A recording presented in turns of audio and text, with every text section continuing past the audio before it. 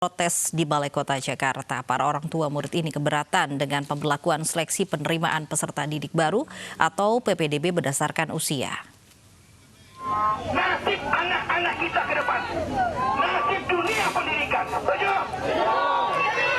Para orang tua murid ini memprotes aturan PPDB yang memasukkan jalur penerimaan berdasarkan usia.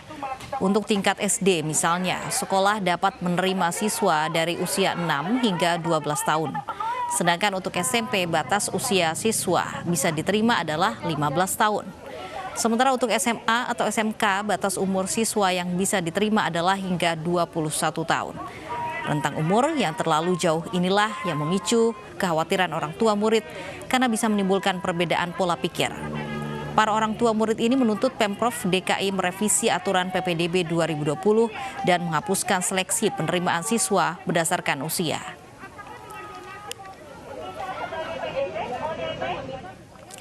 Jakarta ulang tahun ke-493. Sudah sepatutnya kita selain kaya akan budaya dan adat istiadat Jakarta, juga memiliki makanan tradisional yang tidak kalah lezatnya dengan kuliner daerah lain apa saja.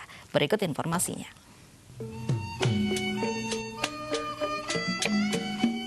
Orang Betawi turut berbangga hati karena makanan khasnya memiliki beragam cita rasa tersendiri. Seperti makanan gabus pucung, berbahan dasar ikan gabus dengan bumbu rempah-rempah yang khas seperti kluwek. Walau makanan ini berwarna hitam, namun rasanya dan kelezatannya luar biasa. Apalagi percampuran rasa pedas dan manis semakin menambah nafsu makan bagi pecinta kuliner. Selain gabus pucung, ada juga kerak telur.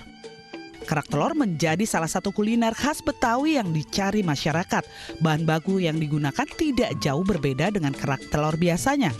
Seperti beras ketan putih, telur ayam, ebi yang disangrai kering, ditambah dengan bawang merah goreng.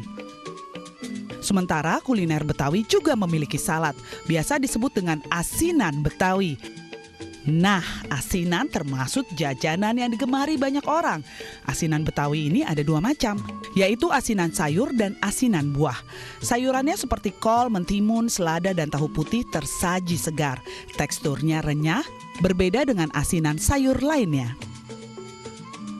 Memang asinan Kamboja seperti ini banyak ya di jalan-jalan atau di pasar-pasar kita banyak nemuin. Cuma memang rasanya emang agak beda kalau seandainya di Kamboja ini lebih enak dan memang ada ciri khasnya gitu. Sedep gimana enak deh pokoknya. Tampilan asinan buah agak berbeda. Kuahnya lebih bening kemerahan dengan aroma pedas asam yang kuat. Berisi nanas, mangga muda, kedondong, mentimun, dan bengkuang. Semua buah dipotong dan dicampur. Asinan Betawi ini tidak disajikan dengan kacang tanah goreng dan kerupuk. Nah, Anda tertarik? Yuk kita coba kuliner khas Betawi. Tim Liputan iNews melaporkan. Nah, kira-kira seperti apa nikmatnya asinan Betawi yang legendaris di Rawamangun tadi? Ada rekan kami Lineke Utsiki yang sudah siap mencicipi kuliner khas Betawi. Ya, Lineke, bagaimana sih nikmatnya kuliner Betawi, asinan Betawi Kamboja ini? Lovi dan juga pemirsa, saat ini saya sudah berada di salah satu rumah makan di kawasan Jakarta Timur, tepatnya di rumah makan asinan Betawi Kiai Haji Mas Mansur atau yang lebih dikenal dengan asinan Kamboja. Bisa dilihat di belakang saya saat ini hingga dengan saat ini antrian panjang masih terjadi dan bahkan tadi sebelum saya tiba ataupun toko ini buka, banyak para pengunjung yang menyebutkan sudah mengantri sejak pukul 6 pagi. Tentunya ini membuat saya penasaran terkait bagaimana kemudian yang menjadi rahasia ataupun cita rasa istimewa seperti apa yang ditawarkan di asinan Kamboja yang berada di kawasan Rawamangun, Jakarta Timur. Dan langsung saja kita akan berbincang-bincang dengan pemilik rumah makan asinan Betawi Kiai Haji Mas Mansur, Ibu Rahayu. Selamat siang, Ibu Rahayu. Oke, Ibu, mohon maaf kita bincang-bincang sedikit.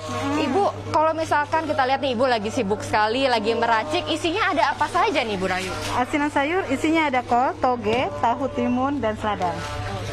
Ibu, kalau kita lihat kan di luar ini banyak sekali antrian pengunjung, sudah dari jam 6 pagi, bahkan tadi ada yang menyebutkan sudah antri lalala. Apa sih yang menjadi rahasia kenikmatan di asinan Kamboja ini, Bu? Ya, banyak yang bilang rahasianya itu hanya di bumbu aja. Banyak asinan lain tapi tidak seperti kayak asinan di sini gitu. Di sini asinannya tuh bumbunya tuh berasa asam, pedas, manis, dan kentalnya bumbunya ini rasa banget di lidah. Aku boleh lihat mungkin sedikit tuh bisa ditunjukkan proses pembuatannya atau apa yang menjadi rahasia kenikmatannya, Bu? Boleh, silakan. Ini bumbunya. Kebetulan ini bumbunya juga pas mau habis lagi, nanti mau dibikin lagi. Dan ini sayurannya, Mbak. Ini kan sebenarnya kalau kita bandingkan dengan asinan Betawi, ini tentu asinan Betawi dan juga asinan Bogor berbeda ya Bu, karena asinan Bogor ini kalau kita lihat teksturnya lebih kental begitu. Iya, betul. Kalau boleh tahu nih Bu, apa sih Bu bahan-bahan yang digunakan? Bahan-bahan dasarnya itu sama seperti asinan lain ya. Ada cabai, kacang, garam, cuka, dan gula. Itu aja pemakaiannya sama seperti asinan lain. Cuman mungkin pengolahan tangannya itu yang berbeda-beda gitu aja. Kalau dalam seharinya nih Bu Ayu, bisa jualan berapa banyak Bu, berapa porsi? Itu kalau hari biasa itu bisa 500 porsi. Kalau hari Jumat Sabtu Minggu 1000 porsi lebih. Itu di luar yang pemesanan ya gitu. Oke. Baik, terima kasih banyak Bu Ayu atas kesediaannya wawancara di Ainus. Ya pemirsa, seperti yang bisa kita lihat saat ini bahwa pesanan cukup banyak. Tadi sudah ada bahan-bahan asinan sayuran yang menjadi favorit, ditambah lagi dengan ada bahan pelengkap seperti kerupuk merah dan juga kerupuk kuning dan juga kacang goreng. Kalau kita lihat memang di sini tidak bisa makan di tempat karena adanya protokol kesehatan dan juga sebagai bentuk antisipasi agar tidak adanya pencegahan penularan virus COVID-19. Kembali ke Anda, Lovi. Baik, tidak boleh makan di tempat tapi boleh dibawa ya untuk rekan-rekan di studio. Terima kasih Lineke Utsiki untuk informasinya.